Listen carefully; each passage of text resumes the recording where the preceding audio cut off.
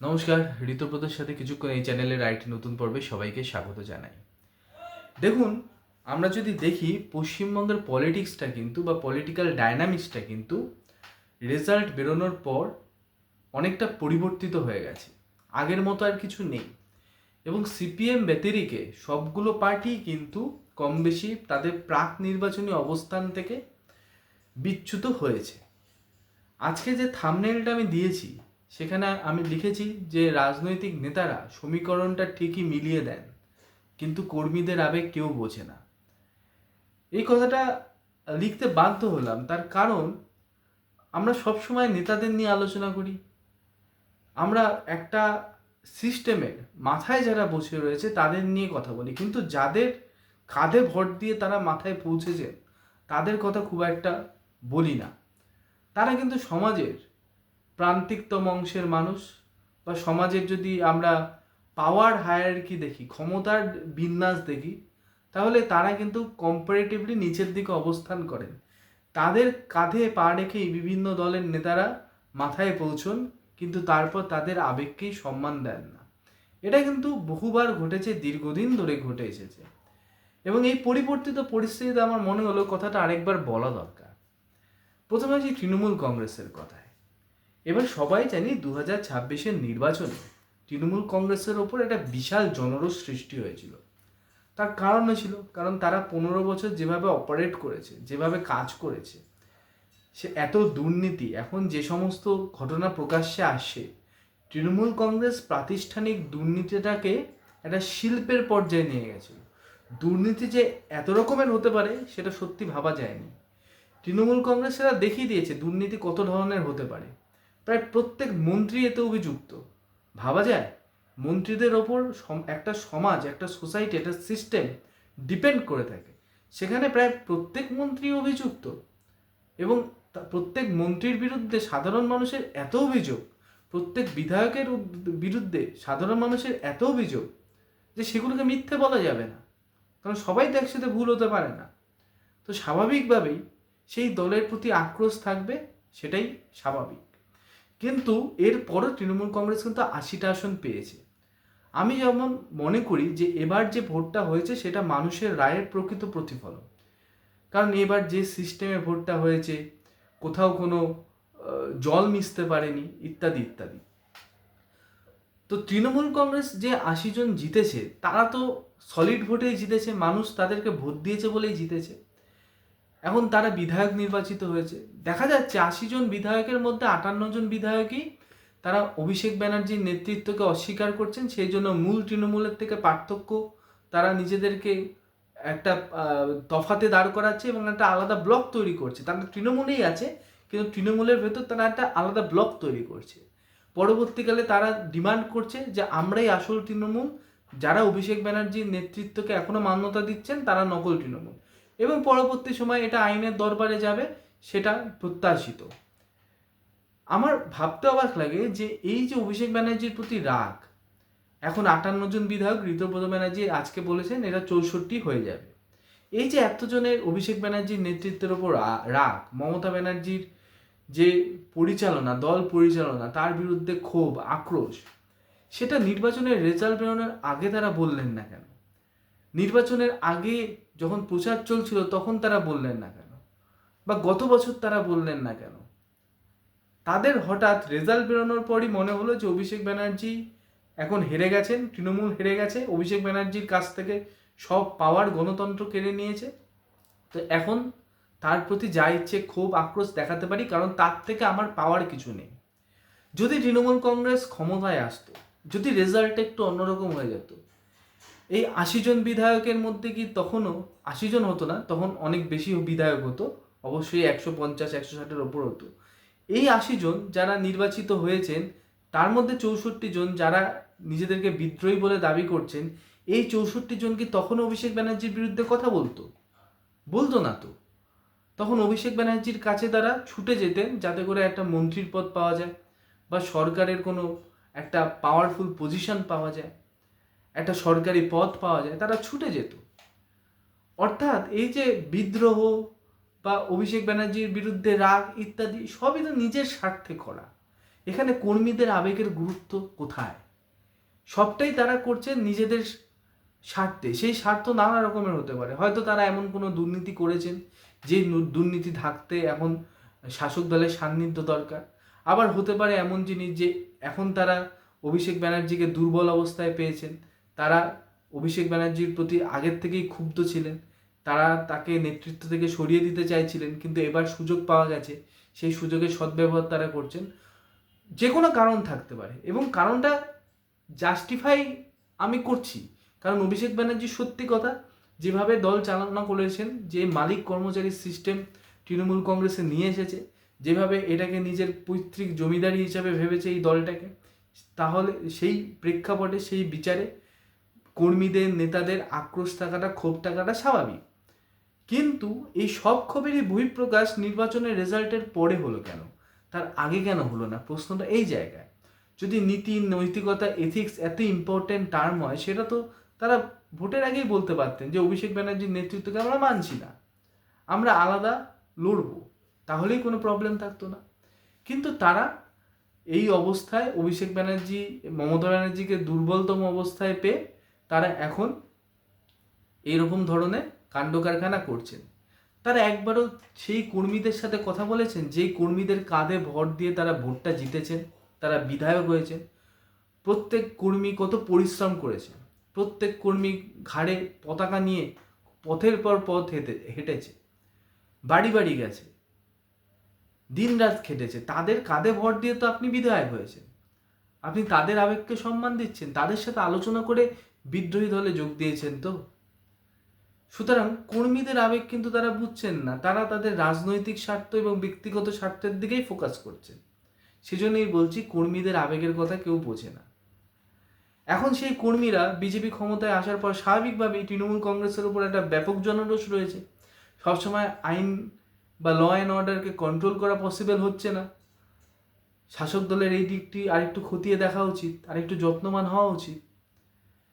কিন্তু সেই সুযোগে কিন্তু তারা কিন্তু জনরোষের শিকার হচ্ছে সেই কর্মীরা। কারণ গ্রামে, পঞ্চায়েতে বা নিচু স্তরে নেতাদের তো পাচ্ছে না পাবলিক, পাচ্ছে তো কর্মীদের।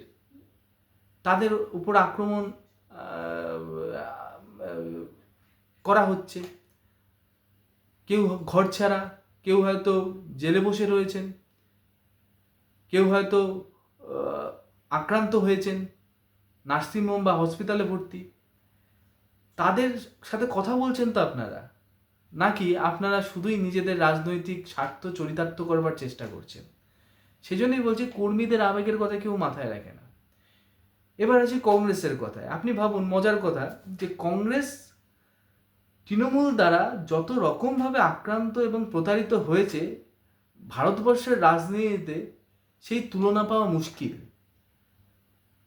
কংগ্রেসি কর্মীদের তৃণমূল যখন শাসন ক্ষমতায় ছিল কত রকমভাবে আক্রমণ করেছে, কত কংগ্রেস কর্মী মারা গেছেন, কত কংগ্রেস কর্মী আক্রান্ত হয়েছেন, ঘরছাড়া অবস্থায় ছিলেন। মালদা, মুর্শিদাবাদ, যেখানে কংগ্রেসের হোল্ড বেশি, তৃণমূল কংগ্রেসের দমন পীড়ন নীতি কংগ্রেসি কর্মীদের একদম শেষ করে দিয়েছে। অধীর চৌধুরী নিজে বলেছেন যে মমতা ব্যানার্জির ভিনডিকটিভ পলিটিক্স আমার কেরিয়ার শেষ করে দিচ্ছে, আমাকে দিদিমণি শেষ করে দিচ্ছে। এটা অধীর চৌধুরী বলেছিলেন একটা পডকাস্টে। আজকে দেখছি সেই কংগ্রেস এবং তৃণমূলের নৈকট্য বাড়ছে। দিল্লিতে মিটিংয়ের পর মিটিং হচ্ছে, শোনা যাচ্ছে মমতা ব্যানার্জি নাকি আবার কংগ্রেসে ফিরে আসতে পারেন। আর যদি ফিরে নাও আসেন, তবে নাকি এখন কংগ্রেস আর তৃণমূল এক হয়ে লড়বে বিজেপির বিরুদ্ধে। রাহুল গান্ধী ফুলচাঁদ শেখের সাথে কথা বলেছিলেন, ফুলচাঁদ শেখের পরিবারের সাথে কথা বলেছিলেন। ফুলচাঁদ শেখকে তো এখন আর পাওয়া সম্ভব না, তার পরিবারের সাথে কথা বলেছিলেন, তার দলের কর্মীদের সাথে কথা বলেছিলেন। এই যে এত এত কংগ্রেস কর্মীরা মারা গিয়েছেন, আক্রান্ত হয়েছেন, তাদের সাথে কথা বলেছিলেন এই সিদ্ধান্ত নেওয়ার আগে বা এই মিটিংগুলো করার আগে? হ্যাঁ, বুঝলাম ইন্ডি ব্লকের একটা তত্ত্ব রয়েছে যে বৃহত্তর স্বার্থে বিজেপির বিরুদ্ধে লড়বার জন্য ইত্যাদি ইত্যাদি, ওকে। কিন্তু এই যে তৃণমূলের সাথে অস্বাভাবিক রকমের নৈকট্য, এই যে মমতা ব্যানার্জি সোনিয়া গান্ধীর মধ্যে আবার একটা অত্যন্ত সৌহার্দ্যপূর্ণ সম্পর্ক, তৃণমূল এবং কংগ্রেস মিলে যাচ্ছে, এটা কংগ্রেস কর্মীদের যারা দিনের পর দিন পশ্চিমবঙ্গে মার খেয়েছে, ঝালদায় আক্রান্ত হয়েছে, বিভিন্ন কলেজে আক্রান্ত হয়েছে, কংগ্রেস যেখানে শক্তিশালী, তৃণমূল কংগ্রেসের পক্ষে একটা থ্রেট হতে পারে, সেখানেই তাদের কর্মীদের খুন করা হয়েছে, তাদের কর্মীদের আক্রমণ করা হয়েছে। কত কত নেতাকে উদ্দেশ্য প্রণোদিতভাবে ফাঁসিয়ে দেওয়া হয়েছে, অপ্রাসঙ্গিক করে তোলা হয়েছে রাজনীতিতে। সেই কর্মীদের, সেই গ্রাসরুটের নেতাদের আবেগের কথা রাহুল গান্ধী, সোনিয়া গান্ধী মাথায় রাখছেন তো? মনে হয় না। এবং সবশেষে আসবো বিজেপির কথায়। সত্যি কথা, এবার বিজেপিকে সাধারণ মানুষ প্রাণ খুলে আশীর্বাদ করেছে, প্রাণ খুলে। এবং শুভেন্দু অধিকারীর যে নেতৃত্ব, সেটাকে সাধারণ মানুষ কুর্নিশ জানিয়েছে। গত 5 বছর তিনি বিরোধী দলনেতা হিসাবে যে পরিশ্রম করেছেন, যেভাবে লড়াই করেছেন, একটা এরকম দোর্দণ্ড প্রতাপ শাসক দলের চোখে চোখ রেখে, সেটার জন্য কোনো প্রশংসাই যথেষ্ট নয়।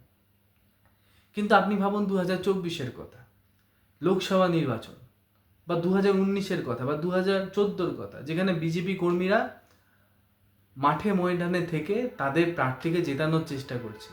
তৃণমূল কংগ্রেস তখন ক্ষমতার মধ্য গগনে, তখন তারা বিজেপি কর্মীদের আক্রমণ করছে, বিজেপি কর্মীদের বুথে বসতে দিচ্ছে না, লাঠি দিয়ে মারছে। কত বিজেপি কর্মী খুন হয়েছে, শহীদ হয়েছে কতজনের রক্ত এই সাফল্যে যে মিশে রয়েছে তার ইয়ত্তা নেই। এবং রাজ্য সরকার, বিজেপি রাজ্য সরকারে আসার পর সেই শহীদদের মান্যতা দিয়েছে, মর্যাদা দিয়েছে। কিন্তু 2024-এর নির্বাচনে তৃণমূল কংগ্রেসের যে সমস্ত প্রার্থী জিতল, এবং সেই প্রার্থীকে জেতানোর জন্য তৃণমূল কংগ্রেসের সব বাহুবলীরা সেই সময় বিজেপি কর্মীদের ওপর যে প্রচণ্ড অত্যাচার চালালো, সেটার হিসেবটা কে দেবে? আজকে সেই তৃণমূলের জেতা লোকসভার সাংসদরা এনডিএর সাথে মার্চ করে যাচ্ছে, 20 জন বা 21 জন বা 22 জন। অর্থাৎ যারা বিজেপি কর্মী তারা দেখছে যে যারা আমাদের রক্ত ঝরালো, যাদের জন্য তৃণমূলের নেতারা আমাদের রক্ত ঝরালো, আজকে তারাই আমাদের ব্লকের নেতা, তারাই এনডিএর অংশ। তাদের ভাবাবেগেও একটু আঘাত লাগলো নাকি? সুতরাং আপনি যেদিক দিয়েই বিচার করুন না কেন, আপনি যেভাবেই বিচার করুন না কেন, রাজনৈতিক নেতারা সবসময় বিভিন্ন দলের, ইররেসপেক্টিভ অফ পার্টি, তাদের দলীয় স্বার্থের কথা, কখনো কখনো ব্যক্তিগত স্বার্থের কথা ইত্যাদি দেখেন।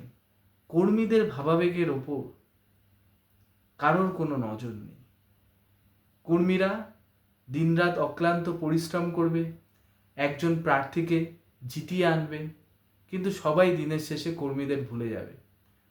তাদের মান্যতা বা তাদের মতামতকে গুরুত্ব দেওয়া, এই বিষয়গুলো থাকবে না। তারা শুধু গায়ে গোতরে খেতে দেবে, এটাই সব দলের রাজনৈতিক নেতারা চায়। কিন্তু তাদের ইমোশনকে, তাদের ভাবাবেগকে মর্যাদা দেওয়া এবং একটা বটম টু টপ অ্যাপ্রোচ পলিটিক্সে নিয়ে আসা, অর্থাৎ তাদের মতামতের উপরও শীর্ষ নেতৃত্ব পরবর্তী পদক্ষেপ ঠিক করবে, অর্থাৎ বটম টু আপ বা বটম টু টপ, এই অ্যাপ্রোচ পলিটিক্সে নিয়ে আসা, এই বিষয়ে কিন্তু কেউ প্রয়াসই হচ্ছে না।